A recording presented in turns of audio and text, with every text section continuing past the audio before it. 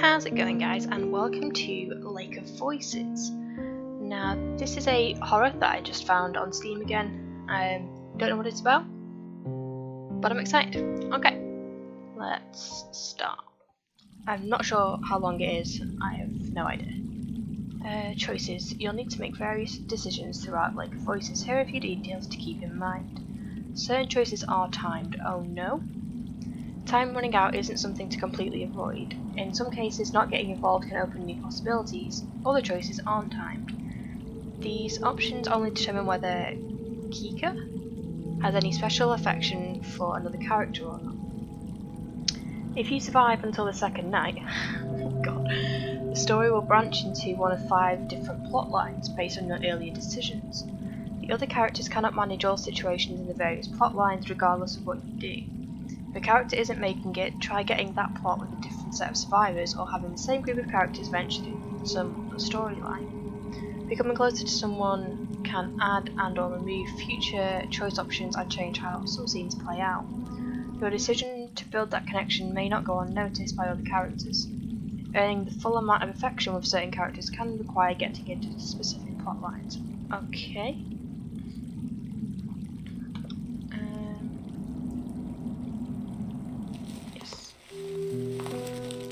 My grip on my lantern tightens as the fog around us thickens. While the forests in this area are relatively safe compared to Sinlos, I can't help but feel my hair stand on end the further we get. Oh no. I just click OK. My free hand fingers the hilt of my sword, something akin to a nervous reflex. Have you seen it before? Bamel breaks the silence, either sensing my unease or assuaging? Why is the English language so hard? I hope it's the latter. I haven't. I've had no reason to go near this cursed lake until now. What of you? Bamel scratches his chin casually as though I asked what his favourite food is. I traveled a long way around it once before. Not so pleasant. Something about it just frays your nerves. Although, even being near it is enough. Got me a cup of tea. So I'm not the only one who feels it. A sense of relief hits me, but not enough to undo the buzzing of anxiety. The lake, Sinlos. I think that's how you say it. I don't get it's how I'm saying it, deal with it. Most try their best to avoid it all their lives. The hundreds who die attempting to cross its unearthly black water, dragged to death by the creatures lurking within, aren't a secret. No wonder you were assigned this mission. There are few who've had first-hand experience with the place, even if from a distance. He'll probably keep being picked whenever they need someone to cross, for however long he's with us. Bamel shrugs, bringing my attention back to the dark path before us. At least we're taking the bridge this time.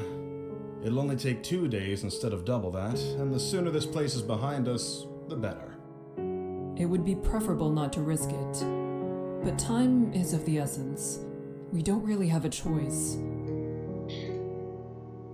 One of our allied villages, Hema, is being harassed by brigaders, a band of ruffians. We don't have many guards to send as an assist, only Bamel and myself. The least you can do is arrive before we are too late to be of any use. These kinds of squabbles happen often, but have to be put down lest they turn into a blood grudge or all-out war. The last we heard, neither option was that far off. I can also see why they chose you to come out here. Why, thank you. I glance at Bamel, an eyebrow raised. A slight smile plays across his lips. You're always so calm and so serious. Nothing can get to you. You're the best choice they had.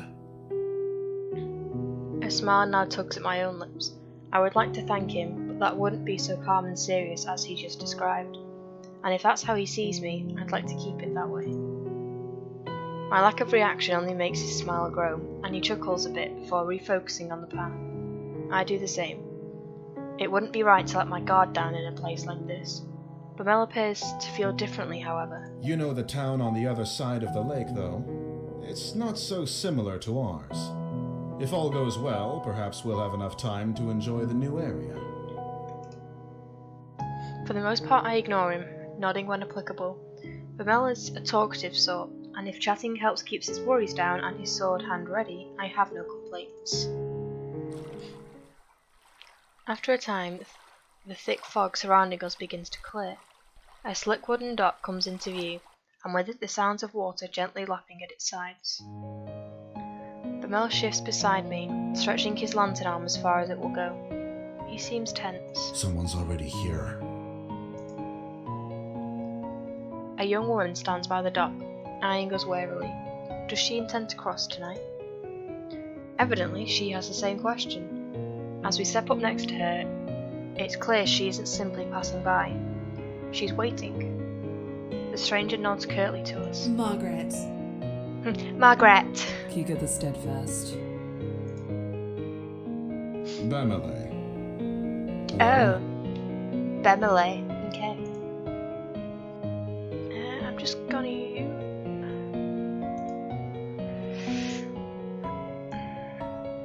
increase the voice volume a little bit. There we go. There's a stuffy silence. Margaret turns to gaze out across the lake, expression unclear. With not much to say, Bemele and I do the same. From here, the black surface of the lake looks disarmingly calm. Wind rushes across its surface, a sound like whispering. Though, perhaps it actually is whispering. I concentrate, trying to place the difference, searching for breaks in rhythm. After a few seconds, I feel foolish. It doesn't matter what the noise is. Whether I hear them or not, we're not alone. The Nixie are out there. Ooh. A feeling that I can't quite shake tells me they've already noticed a little group of people on their shores. It feels hostile. Are they mermaids? My stomach sinks, and I instead address Bemele. Where is the guide? Unless he's on the center island, or on the complete other side, your guess is as good as mine. It's dark as pitch out there. Panic rises inside me, panic I try hard to quell. We can't cross without him, and we need to get going soon. You can't cross with him either. Excuse you, Margaret. The woman behind us, Margaret, cuts in with something like a snort. Rude. What? I know the guide will be here tonight. I have already made arrangements with him to cross. Ew. Bemele and I share a look. The woman seems haughty and willing to put up a fuss. I Into the have lake his you go. word he'll take me today. It would be wiser for the two of you to begin the trip around if you're really in such a hurry. Or you can make camp here and wait for him to make the trip back if you prefer. I don't need to turn my attention to Bemele to know he's riled up. I step in before he can say something rash. Even if that is so, my companion and I must begin the trip tonight. Margaret is unimpressed and opens her mouth to argue further. Into the We'll lake wait you for go, the man. guide to arrive before coming to a conclusion about any of this. She clamps her mouth shut and lets out a sigh. That's right, sit You down. can do as you like. Damn right we can. With the matter tentatively settled, Bemele moves away. His finger begins to tap loudly against the top of his hilt. He shifts from one foot to another, then groans. What's that bastard even up to? I almost visibly start, but manage to restrain myself. He probably doesn't know any better. I'm sure of that. It's not worth With mentioning. a mouth like that, you shouldn't even have the right to ask the guide to take you across. How ludicrous. He's faced far worse than a bit of foul language. Do you know anything that's happened with this lake? I know enough. Margaret is clearly not convinced, but she shrugs and makes a show of turning her back to him. The guide's father is Garvin the Exemplar. Garvin never accepted the guide as his son, all the way up until he died in this lake. Your statement could be seen as tasteless. Oh. Bamel rubs the back of his neck, his face regretful. My apologies to the guide. I didn't mean it that way. I never knew about his... well, that. A smile spreads across my face when I quickly wipe away. He really did just misspeak.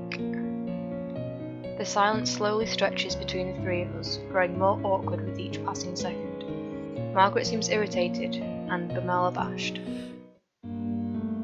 Ooh, okay.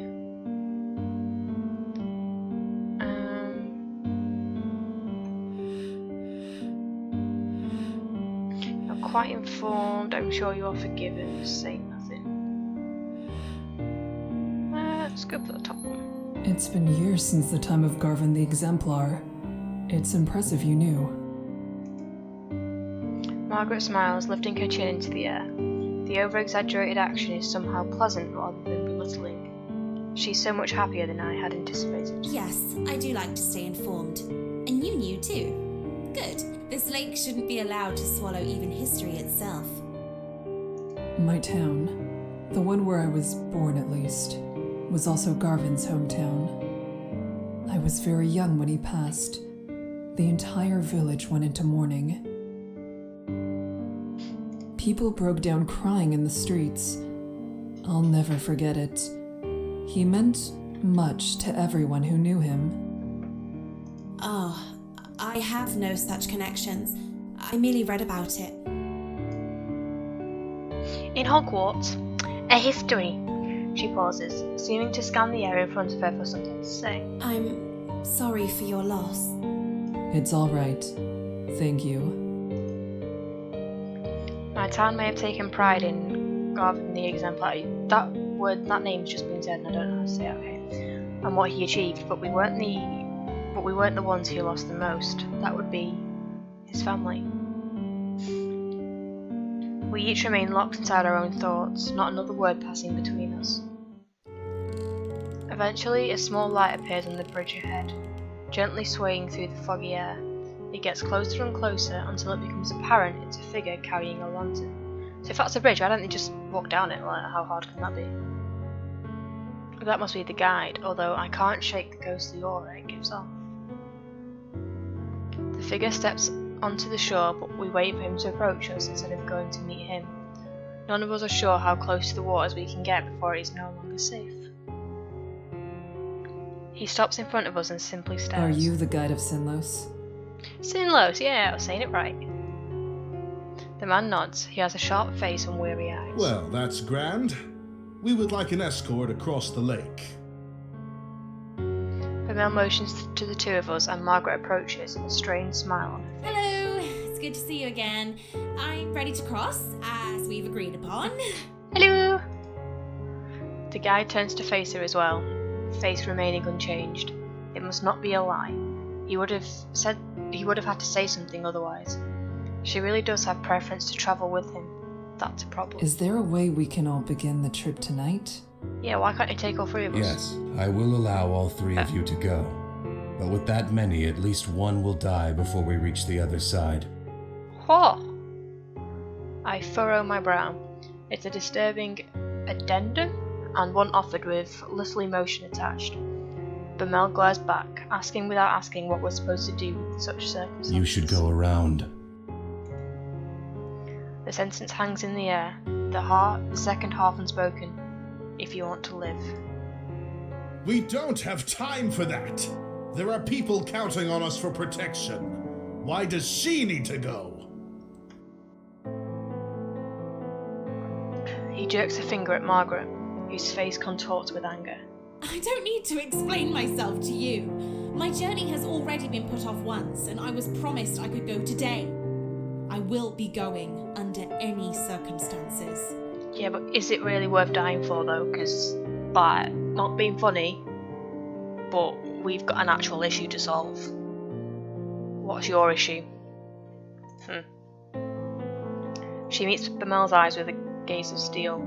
He starts to speak and she cuts An him. extra day or two shouldn't be that much of a problem for you. Nor you. Whoever you're meeting can surely wait such a tiny amount longer. Patience is a virtue after all. Oh yeah, hang on guys, can you just put off killing people for another day. Margaret, no. The night is only so long, and if we're still on the bridges when the sun comes up, we'll all die as they sink back below the surface. If you don't decide soon, no one will be going.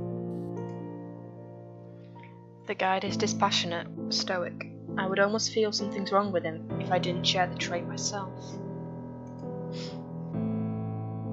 Bamel pulls me aside, jaw clenched tight. That woman isn't armed. His voice is low. He darts a glance at Margaret. We can easily get her to back off if we make this into an actual fight. After all, we have to go tonight, yes? If one of us really is to die, it'll be her.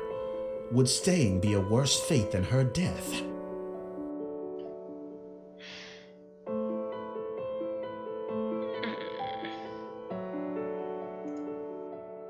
I stare at the dark, refusing to meet Bamel's eyes. I try to keep my voice as level as possible. We don't know her situation. This isn't a decision we can make for her.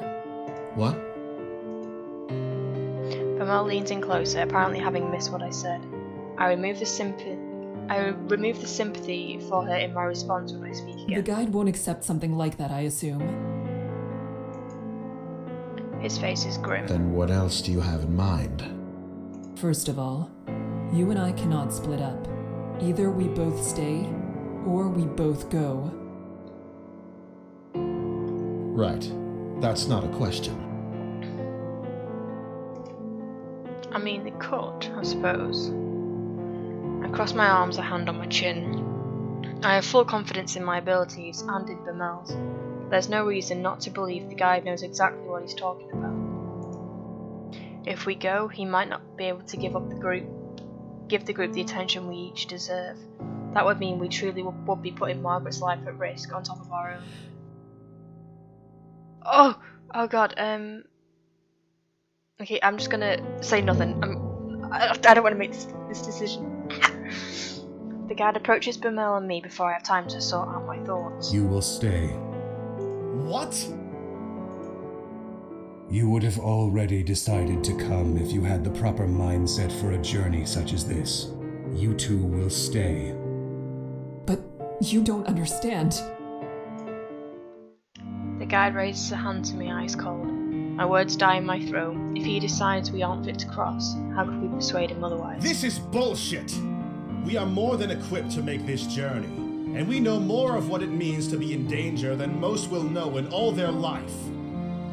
Because technically, we are going to save lives. Like,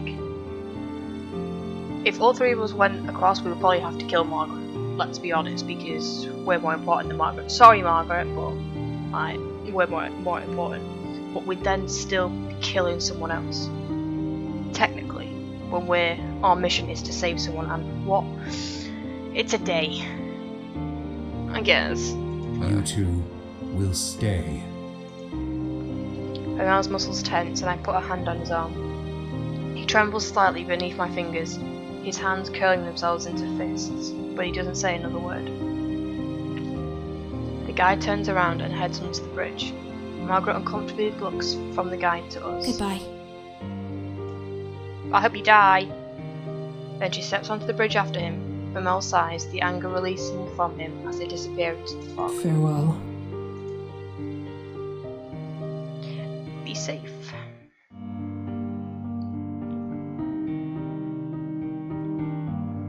So did we go around there, I presume? We reached Hemmer safely, though it took much longer than we would have liked. Much of the village had been damaged or even destroyed. It was my own fault for taking so long. I did all I could to avoid them all I could to aid them in defending their town and repairing what could be salvaged. Bamel was disheartened by how little assistance we were able to provide. However, he could not deny how fortunate we were to have both made it at all, especially after we caught wind of the report given by the guide to the elders for that night. Every village close enough to Sinlos gets informed on what occurs in that lake. He does so because communities wish to be made aware if they have lost one of their own. This time his news was the death of a young woman. The one we spoke to, Margaret, is gone. Huh. I have not heard nor seen the guide myself since then. I must assume he is still there on that foggy shore, waiting for desperate souls to seek out his light, so they may cross the lake of true darkness. Although I regret that I was not able to do more to protect these people, no one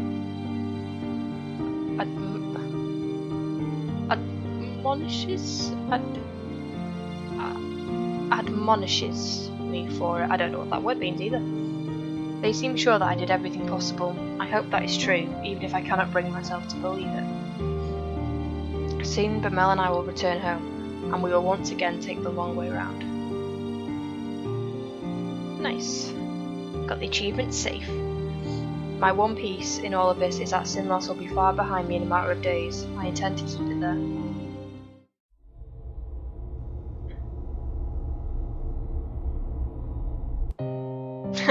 Okay, so yeah, okay, I like that. So obviously we did the safest route. So they were saying that there was multiple endings to this. So I will play through this again, and this time we will go across the bridge and see what happens.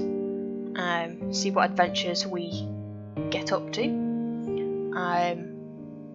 But for now, guys, thank you for watching, and I will see you in the next video. Take care. Bye.